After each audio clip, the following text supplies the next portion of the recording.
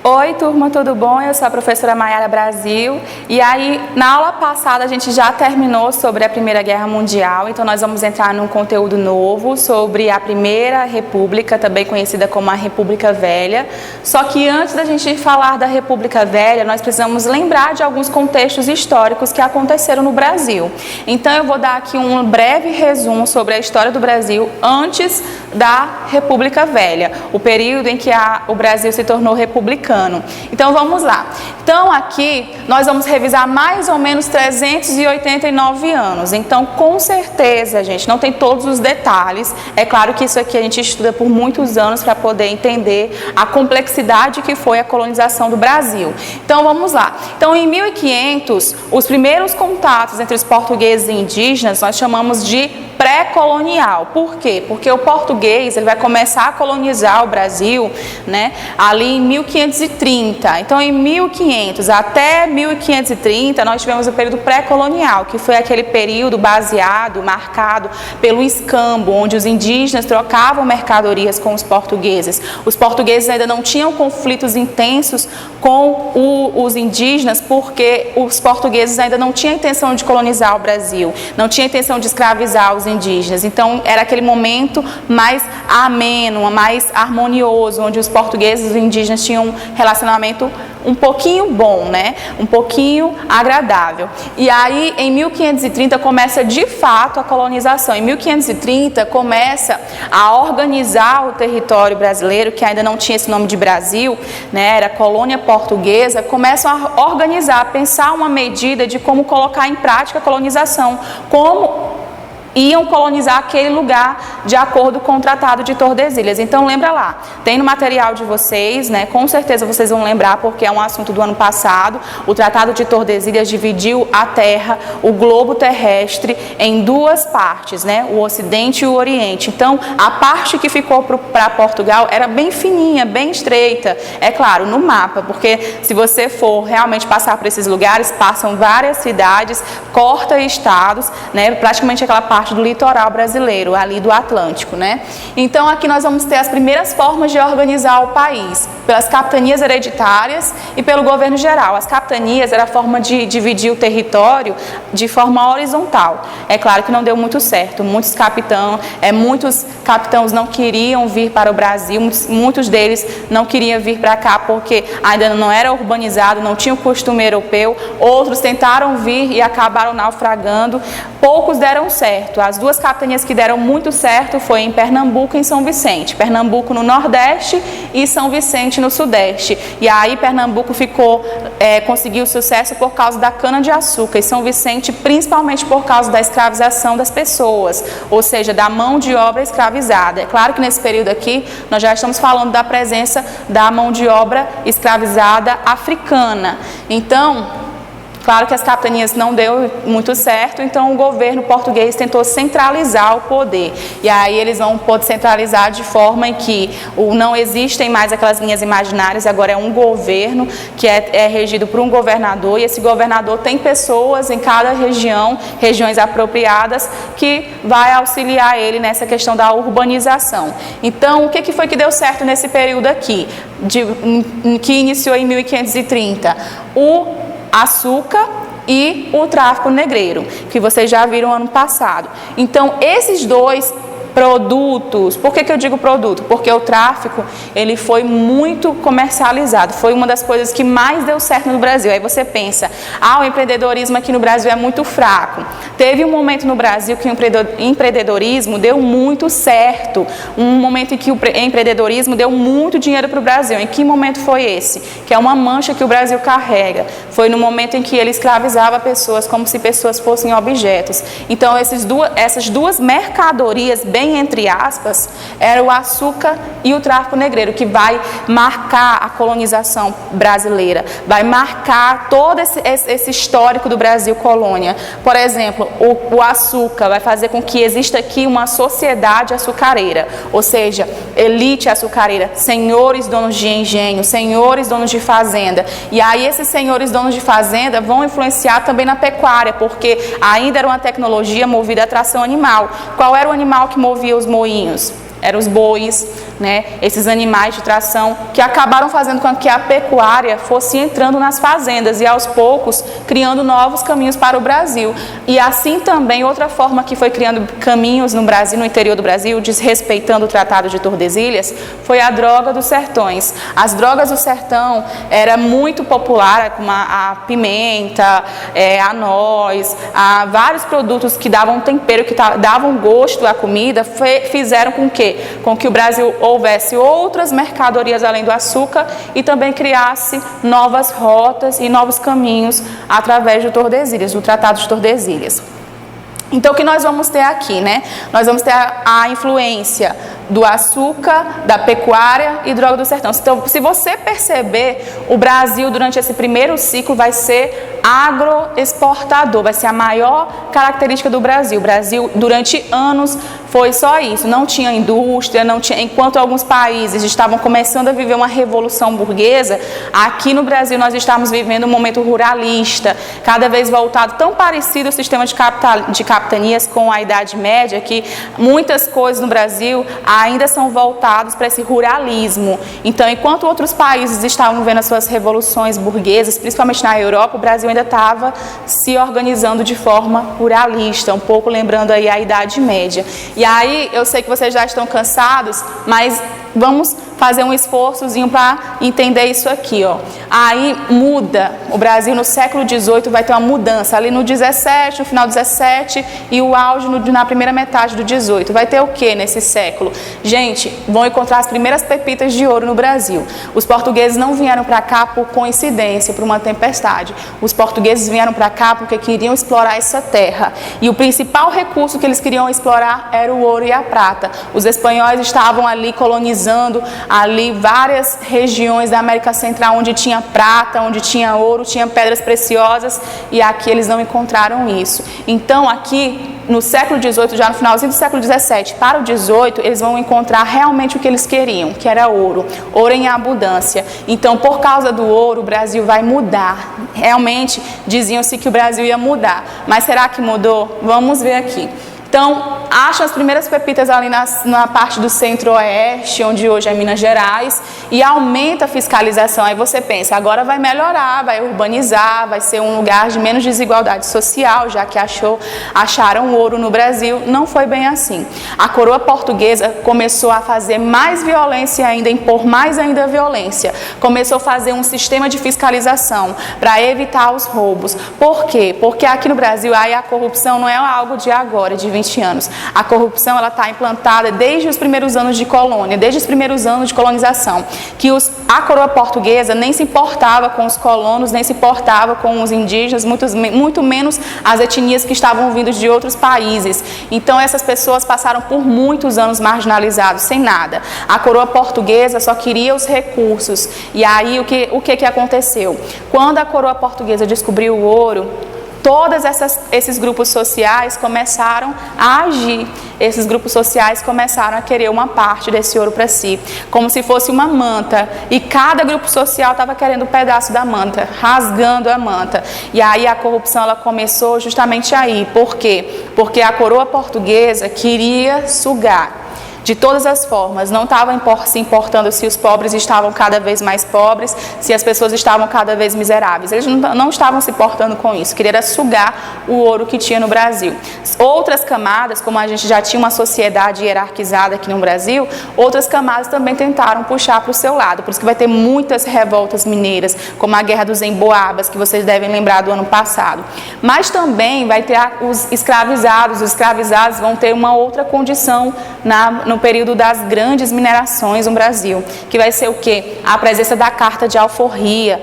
Se você trabalhasse em determinado tempo, conseguisse juntar de forma honesta, se você conseguisse ouro em grande quantidade, você podia trocar, você podia comprar a sua carta de alforria, ele dava liberdade. Então, muitos quilombos que vocês devem lembrar, que refugiavam as pessoas, trabalhavam também como tráfico.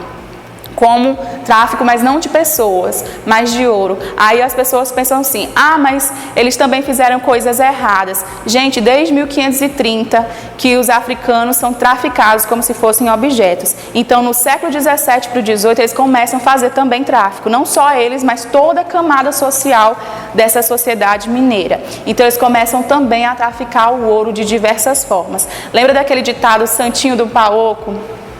Surgiu durante o período de mineração, quando eles pegavam santos de madeira, oco, deixava oco por dentro e colocava ouro, colocava diamante, tampava o santo de novo e dessa forma se vestiam de padres, de freiras e aí dessa forma passava várias cidades contrabandeando o ouro, contrabandeando os diamantes. Isso fizeram bastante. Para quê? Para comprar a carta de alforria. E aí se você quer saber como é que essa sociedade mineira vivia, eu indico o filme Chica da Silva, que é muito tradicional, é uma obra clássica brasileira que fala realmente da história do Brasil. Claro, toda a mídia vai ter uma influência da sua época, mas com certeza é um clássico da história brasileira, do cinema brasileiro. E aí, outra questão é que o Brasil continuava, mesmo com a mineração, o Brasil continuava agroexportador e escravista, ou seja, o Brasil não teve muita mudança de 1530 até o século 18, não é?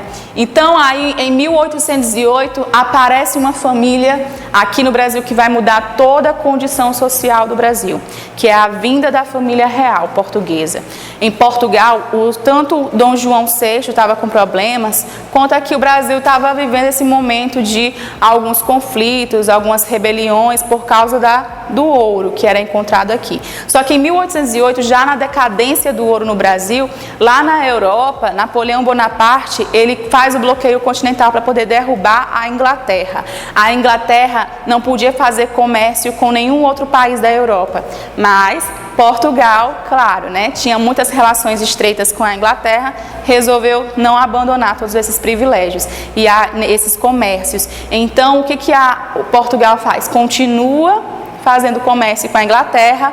Napoleão Bonaparte não gostou muito disso, então foi lá e fez um ataque na Espanha. Já chegando em Portugal, Portugal foge para o Brasil com a ajuda da Inglaterra. A Inglaterra mandou navios para Portugal e Portugal chega no Brasil em 1808, quando a família real chega ao Brasil, fugido de Napoleão Bonaparte. Eles não se contentam em ficar em uma colônia. Você já viu um rei querer ficar em uma colônia? Os reis se sentiam muito, os reis se sentiam deuses na terra, principalmente aqueles que tinham todo o poder na mão e não tinha nenhuma pena de explorar o território que como o Brasil ou como a África. Uma pessoa dessa, claro que não vai querer morar em uma colônia, então ele vai elevar a condição do Brasil, que não vai ser mais chamado de colônia, vai ser chamado de vice-reino de Portugal, ou seja, uma extensão do governo de Portugal. Um Portugal como se fosse um pedaço de Portugal em outro continente. Quando ele coloca como vice-reinado, ele vai querer embelezar ali o Sudeste, principalmente o Rio de Janeiro, aquela região que ele chega. Ele vai embelezar, vai ali chamar artistas de fora, vai chamar cientistas, botânicos de fora, e aí ele vai fazer uma revolução aqui no Brasil, mas ainda assim o Brasil continuava com grandes desigualdades sociais. Mesmo com a vida da família real, ainda não teve mudanças na desigualdade social. O Brasil continuava agroexportador e racista, escravista. Então, em um determinado momento, aconteceu em Portugal, já chateado com a situação em Portugal, porque o rei tinha abandonado Portugal, tinha abandonado o povo de Portugal, o português. Aí fizeram a revolução que nós chamamos de Revolta Liberal do Porto. Então Dom João VI tinha que voltar para Portugal. Só que o filho dele resolveu ficar. E aí esse dia ficou conhecido como o dia do fico.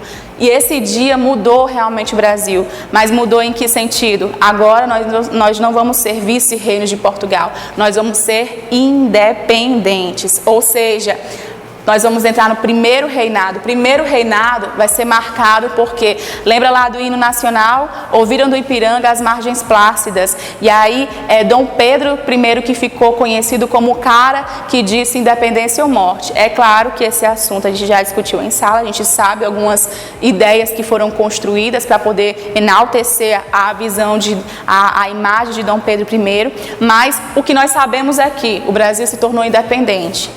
Mudou o que, gente? Mudou o governador. Mudou quem estava governando o Brasil. Mas o Brasil continuava agroexportador, racista e escravista. Então, nesse momento, ele se torna impopular. O governo dele foi um governo marcado por impopularidade, conflitos externos. Ele tentou conquistar territórios ao redor do Brasil, como a Conferência do Equador. Muitos desses conflitos deram muito errado, muitas perdas. Ele também entrava em conflito direto com a Assembleia, com as conferências, com o parlamento da época. Então, ele foi um governante muito impopular. Mas aí, não bastasse os problemas que tinha aqui no Brasil, o pai dele morre. Quando o pai dele morre, ele é praticamente pedido para o povo retornar a Portugal. Quando ele volta, antes dele voltar para Portugal, ele manda a filha dele, Maria, que era brasileira. Maria vai para Portugal e em Portugal ela tem muitos conflitos, como o irmão mais novo de Dom Pedro I, Miguel, ele começa a fazer uma revolução, porque ele não aceita uma brasileira no trono de Portugal. Então ele começa a pedir que tirem a filha de Dom Pedro I e que ele fique no poder, já que ele é o único filho varão de Dom João VI em Portugal. E aí, não conseguindo aguentar essa revolução em Portugal, essa rebelião em Portugal, Dom Pedro I vai abdicar o poder do Brasil em nome do seu filho, Dom Pedro II. E aí, uma coisa que Dom Pedro I vai fazer no seu poder, no seu momento de governo no Brasil, é o poder moderador. Ou seja, ele dizia que o Brasil ia ser livre com os moldes iluministas, e aí nós vamos ter a presença de Pombal, né? Pombal foi muito importante para essas ideias iluministas chegarem ao Brasil. Mas, mesmo tendo uma divisão de 3 poderes, a palavra final continuava com Dom Pedro I. Esse poder nós vamos chamar de poder moderador.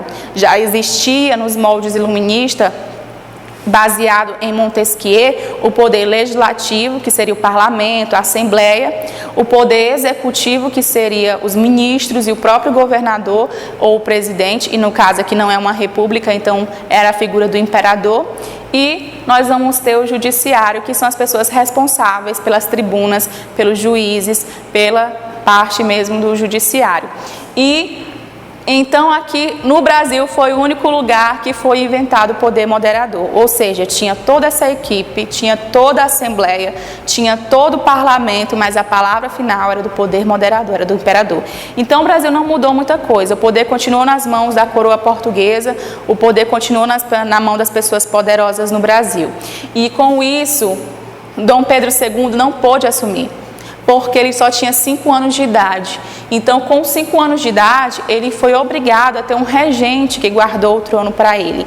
Então, nós vamos ter um momento que nós chamamos de período da regência. O período da regência vai ser marcado pela regência trina provisória, vão ser 3 pessoas no governo, a regência trina constitucional, que vai ser de 3 pessoas também no governo, já estão montando aí alguns ideais para o governo, e a terceira vai ser conhecida como a regência de Feijó, porque Feijó era um ministro já existente desde a segunda regência trina, porém Feijó ele vai ser o único regente na terceira fase. Ele vai ser muito conhecido por resolver as coisas a ferro e fogo, ou seja, ser conhecido como esse regente de ferro, um regente que não resolve na diplomacia, que resolve mesmo na briga, resolve mesmo no tiro, resolve mesmo na violência. Não é à toa que lá no período da sua regência teve muitas revoltas durante vários anos em algumas regiões do Brasil. No sul, no nordeste, no norte, né? Por exemplo, a revolta de Malês no nordeste, tem a balaiada também no nordeste, a cabanagem no Pará, tem também a farroupilha lá no sul. Então tem todos esses movimentos regenciais, todas essas revoltas regenciais que foram resolvidas a ferro e fogo pelo Feijó. Então, nesse contexto de insatisfação social, de guerras, de conflito, é que eles vão precisar que o imperador volte ao poder, porque o imperador ainda tinha uma figura pública, era uma figura pública ainda muito amada.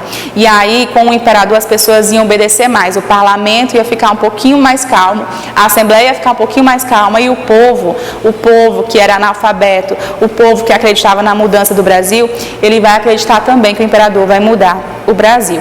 que continuava sendo agroexportador e escravista, né? E vamos ver o que foi que aconteceu com o golpe da maioridade. Então, ali com alguns anos de vida, ainda muito jovem, Dom Pedro II, ele assume o poder. Então, ele se torna imperador jovem, através de um golpe, porque na Constituição ele tinha que esperar um pouquinho mais para poder assumir. Ele vai tornar o Brasil ainda um pouquinho mais urbano, vai trazer muitas novidades da Europa. Então nós vamos ter um momento que o Brasil vai tentar imitar costumes da Europa, que vai se acentuar lá na Primeira República, na República Velha, que nós vamos estudar. Também ele vai viver no momento em que as influências industriais, as influências burguesas começam a chegar também no Brasil. Então a presença burguesa dos grandes empresários vão chegar no Brasil. E com isso as consequências é que vai ser criada linha de trem, ferrovias, né? Entre outras coisas que vão ser criadas aqui no Brasil, que vão mudar a forma da população funcionar. Antes, o que demorava dias para chegar numa cidade, em algumas horas o trem conseguia atingir, em algumas horas o trem conseguia levar. Fora que o trem também levava muitas matérias-primas para poder fornecer a indústria, para poder estabelecer a indústria. Então, com isso, o Brasil no século XIX, que Dom Pedro II já é no século XIX, já começa a ter algumas mudanças industriais, já começa a ter algumas influências burguesas. E aí eu já mostrei para vocês, eu indico para vocês o filme do Conde de Mauá, né, que ele vai ser o Barão de Mauá, porque ele vai ser uma figura muito importante no governo, que vai trazer essas ideias burguesas, ideias industriais, e aí o Brasil começa a ter um pouquinho mais de características industriais, mas ainda assim tinha muitas periferias, ruas não planejadas, muitas ruas sem iluminação, muita desigualdade social, muitos bairros pobres em que a população realmente não tinha quase nada e apenas algumas casas, ou as casas dos mais poderosos, eram bonitas.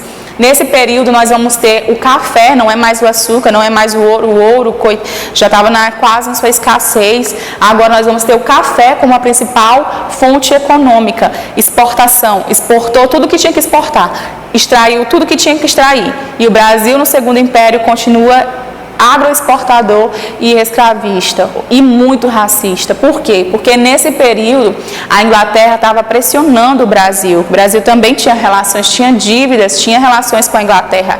A Inglaterra, que era liberalista, que queria ali que o liberalismo crescesse, não podia permitir a escravidão. A escravidão não dava lucro para a Inglaterra. Claro que a Inglaterra usou o discurso de que a humanidade precisa liberar. Claro, isso é muito importante, mas a Inglaterra tinha interesses industriais no Brasil. E aí o Brasil teve que abrir mão, ceder mão da escravidão. Os grandes fazendeiros, eles não queriam liberar os escravos, mas eles foram pressionados pela Inglaterra, e a Inglaterra tentou de todas as formas. Então o Brasil começou a burlar, começou a tentar enganar, ou então pelo menos prolongar esse período da escravidão no Brasil. Por exemplo, teve a lei do ventre livre, que toda criança que nascesse a partir daquela data, já no século XIX, a partir daquela data seria livre, ela ficaria sendo cuidada pela mãe até os 7 anos, e depois dos 7 anos podia sair das fazendas livremente. Agora eu te pergunto, qual é a criança de 7 anos que vai sair da fazenda sem ler, sem estudar, sendo negra num lugar racista, que ninguém queria dar emprego, que ninguém ia acolher fora? O que essa criança ia fazer com 7 anos? Nada, né? Então essa criança permanecia na fazenda e vivia como escravo, como se fosse escravo. Aí essa lei não deu muito certo e a Inglaterra continuava pressionando. Então eles inventaram a lei do sexagenário, que era a partir dos 60 anos a pessoa escravizada podia ficar livre. Aí eu te pergunto, quem era a pessoa que conseguia, escravizada, que conseguia chegar aos 60 anos? Era quase zero, porque a metade da população, a maioria das pessoas escravizadas não chegava nem aos 40 anos de idade, nem aos 30 anos de idade. A expectativa média era do máximo de 50 anos, então chegar aos 60 anos era uma ilusão. Então não deu certo. Então em 1888, já no último ano do Império, eles vão realmente fazer a Lei Áurea, que as pessoas acabam associando com a ideia da princesa Isabel como a grande libertadora. Mas, gente, foram 89 anos em que houve resistência negra contra a escravidão. outros países de fora pressionando. Não foi uma princesa que assinou simplesmente a carta, ela só assinou a carta. Na verdade, o que fez ela assinar a carta não foi a ideia de que estava dando liberdade para as pessoas escravizadas. Na verdade, foi toda a luta negra, toda a luta externa que fez com que a escravidão acabasse no Brasil.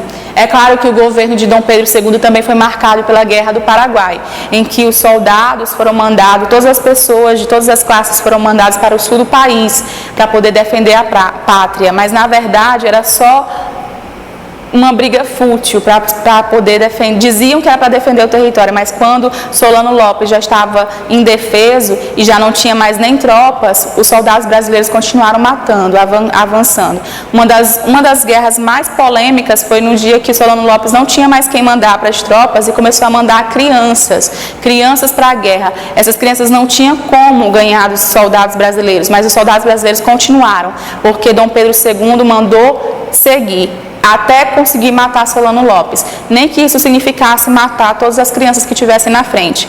Então o exército brasileiro matou muitas crianças, não só crianças, mas muitas mulheres, muitos homens durante a Guerra do Paraguai. É uma história, uma mancha no país. E aí, quando acaba o Segundo Império, que nós já estamos entrando na República Velha, as pessoas se perguntam como é que a República Velha vai ser recebida. Vai ser recebida como uma grande novidade, que vai mudar o Brasil, que o Brasil vai ser diferente, que o Brasil não vai ser racista, que o Brasil não vai explorar tanto os recursos naturais, porque nós temos buracos desde 1530 até esse momento aqui. Nós vamos ter muita exploração, muitos buracos que o Brasil deixou, problemas ambientais já aparecem no nosso país, e aí a República vinha como a salvação, como uma mudança, largar tudo que era velho, largar tudo aquilo que era atraso, tudo aquilo que era visto como inferior, como atraso, mas só que a gente vai ver que na República Velha vai continuar sendo racista. Até hoje o Brasil tem muitas pessoas racistas, até hoje o Brasil é agroexportador, até hoje o Brasil tem grandes problemas de desigualdade social, tem grandes problemas de corrupção. Então nós vamos ver quais foram as mudanças com a República Velha e nós vamos ver também o que permaneceu com a República Velha. Obrigada.